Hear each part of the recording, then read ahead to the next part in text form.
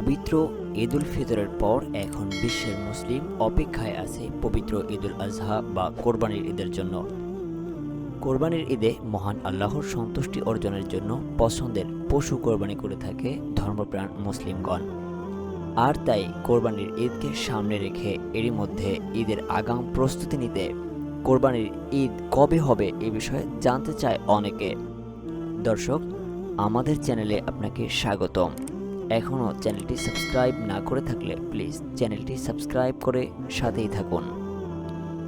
পবিত্র ঈদুল ফিতরের পর এখন বিশ্বের মুসলিম অপেক্ষায় আছে পবিত্র ঈদুল আজহা বা কোরবানির ঈদের জন্য। কোরবানির ঈদে মহান আল্লাহর সন্তুষ্টি অর্জনের জন্য পছন্দের পশু কোরবানি করে থাকে ধর্মপ্রাণ মুসলিমগণ। আর তাই কোরবানির ঈদকে সামনে রেখে এরই মধ্যে ঈদের আগাম প্রস্তুতি নিতে কোরবানির ঈদ কবে হবে তা জানতে চায় অনেকে। আল্লাহর সন্তুষ্টি লাভের জন্য কে কে এবছর কোরবানি করার নিয়ত করেছেন তা অবশ্যই কমেন্টে জানিয়ে যাবেন। সাধারণত বাংলাদেশের মুসলমানরা ঈদ পালনের ক্ষেত্রে সৌদি আরবকে ফলো করে থাকে, কারণ সাধারণত সৌদি আরবে যেদিন ঈদ পালিত হয় বাংলাদেশে তার পরের দিন ঈদ পালন করা হয়। আর সৌদি আরবে পবিত্র ঈদুল ফিতর পালিত হয়েছে গত 10 এপ্রিল, আর পবিত্র ঈদুল ফিতরের 2 মাস 10 দিন পর অনুষ্ঠিত হয় পবিত্র ঈদুল আজহা। সেই হিসাবে চলতি বছরের জুন মাসের 16 তারিখে অনুষ্ঠিত হতে পারে পবিত্র ঈদুল আজহা। এ তথ্য নিশ্চিত করেছে দেশটির চাঁদ দেখা কমিটি।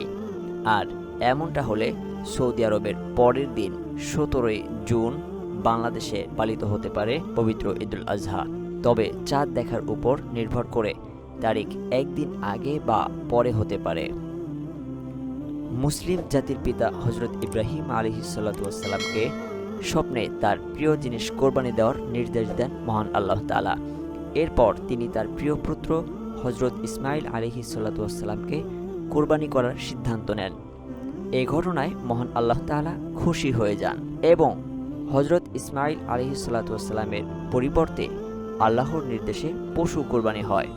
আর এ বিষয়টি আল্লাহর নিকট এত ভালো লেগে যায় যে তিনি তা এই উম্মতের জন্য আবশ্যক করে দিয়েছেন। আর এজন্যই সারা বিশ্বের মুসলিম জিলহজ মাসের 10 তারিখে আল্লাহর সন্তুষ্টি লাভের জন্য পশু কোরবানি করে থাকেন। শুধু 10 তারিখেই না, বরং 11 ও 12 তারিখেও পশু কোরবানি করে থাকেন। আর এই কোরবানির বিনিময়ে আল্লাহ তাআলা ওই পশুর লোম পরিমাণ সব ওই কোরবানিদাতাকে দান করে থাকেন।